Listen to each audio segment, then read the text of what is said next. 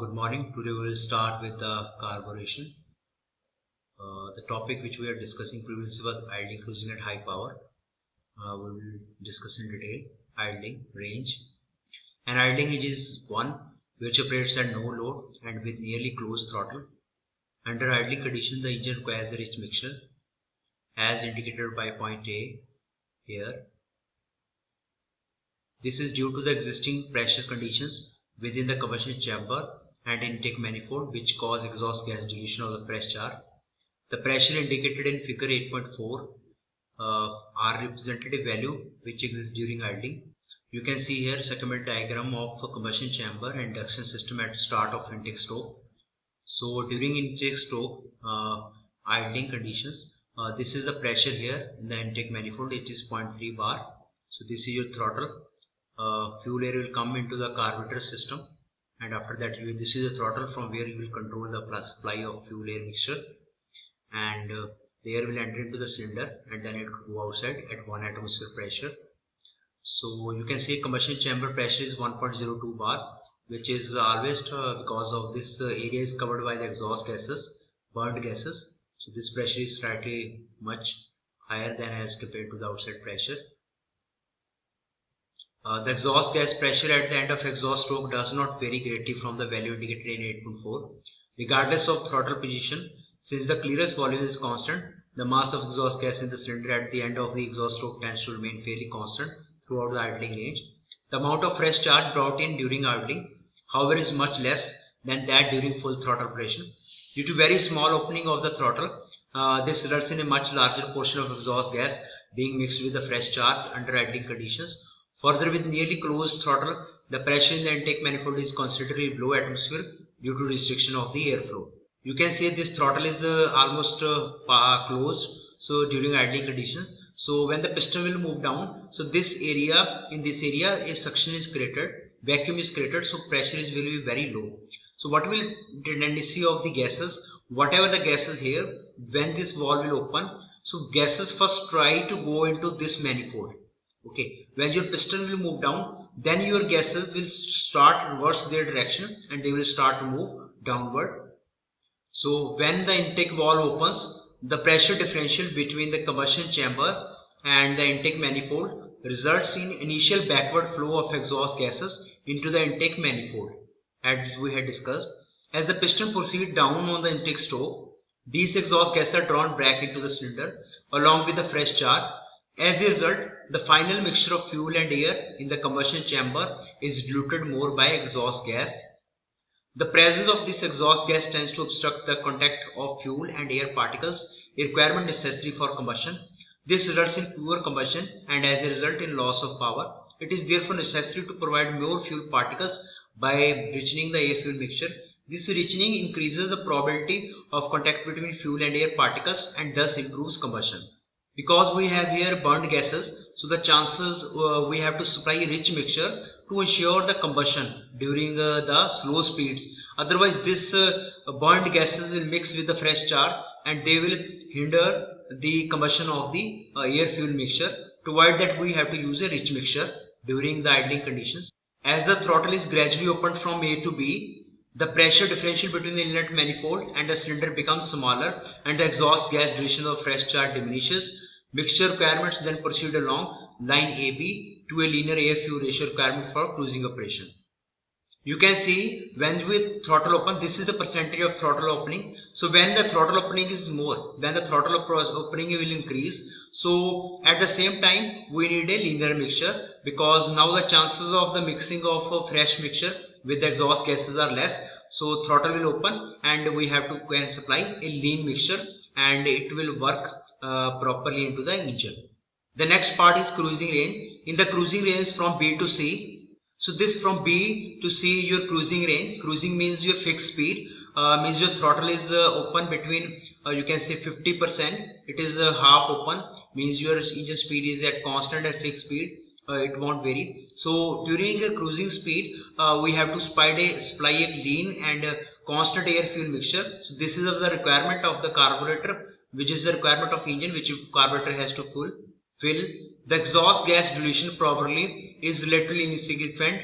The primary interest lies in obtaining the maximum fuel economy. Consequently, in this range, it is desirable that the carburetor provides the engine with best economy mixture. The third next is your power range. During peak power operation, the engine requires a richer mixture as indicated in the line CD in figure 8.3.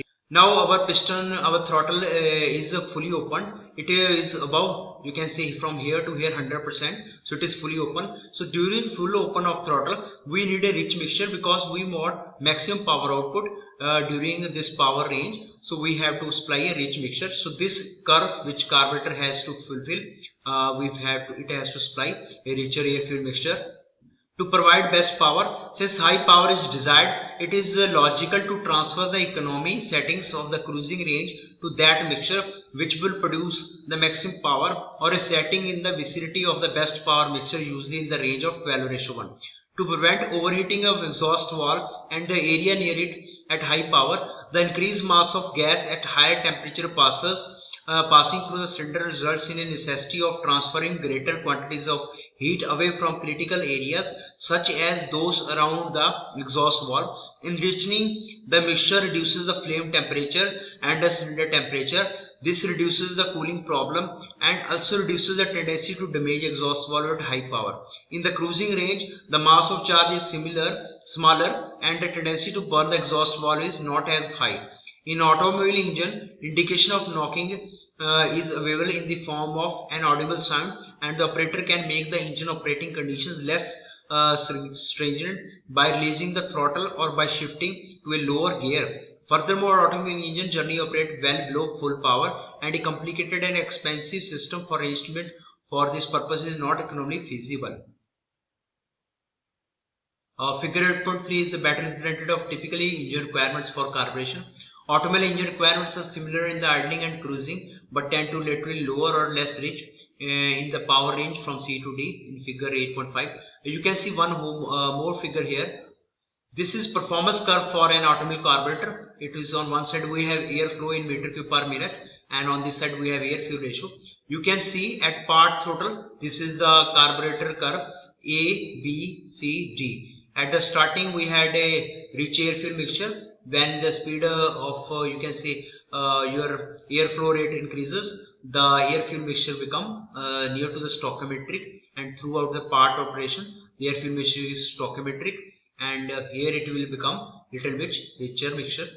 And for wide open throttle, this is your curve. When your throttle is fully open, so you can see here throughout the operation of the cycle, throughout the operation from E to here this point, your air fuel mixture is rich, and if you use a simple carburetor, then your air fuel mixture fuel ratio will increase gradually in this curve.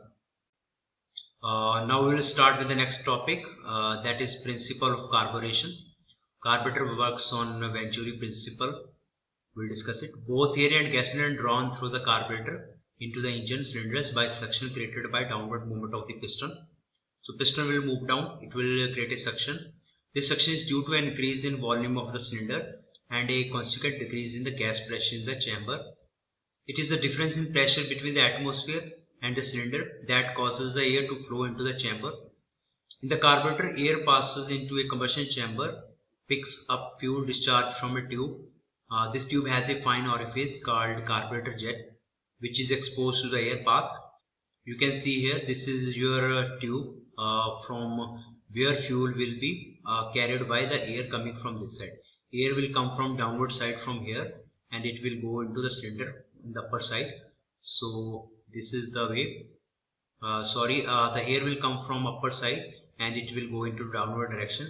It will carry fuel from this nozzle, and this is the nozzle, fuel discharge nozzle, from where fuel will enter into the air. The rate at which fuel is discharged into the air depends on the pressure difference or pressure head between the float chamber and the throat of the venturi, and on the area of the outlet of the tube. You can see it here, this is the float and this is our float chamber of the carburetor. It is subjected to atmosphere pressure.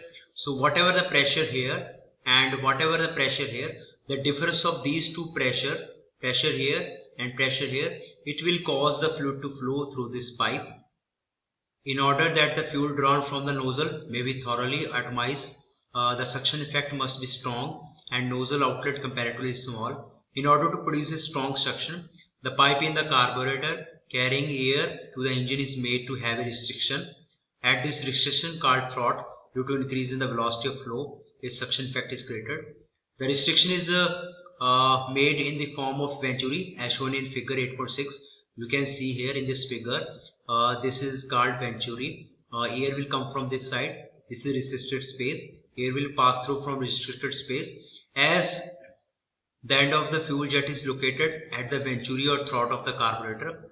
The geometry of venturi is shown in the figure 8.6. It has a narrower path at the center so that the flow area through which the air must pass is considerably reduced. As the same amount of air must pass through every point in the tube, you can see the amount of air and amount of air has to be same because the conservation of mass. So the velocity, as the same amount of air must pass through every point in the tube, its velocity will be greatest at the nearest point. So here the air velocity is more as compared to here. You can see in this diagram we had attached two manometers here, one here, one here. The manometer is a device used to measure the pressure of air. Here you can see the pressure is higher, manometer reading shows high pressure. Here the liquid level is going up, it means the pressure here is less. So there is a pressure difference. Here you had high pressure, here you had less pressure. The same can be, you can say, realized here. The area is less, okay, so air velocity is more. When the air velocity increases and pressure here decreases, it means here pressure is atmospheric, here pressure is less than atmosphere, which cause fuel to vaporize and come out of the this nozzle, and it will vaporize very easily. As mentioned earlier, the opening of a fuel discharge jet is usually located where the suction is maximum. Normally this is just below the narrowest section of the venturi tube.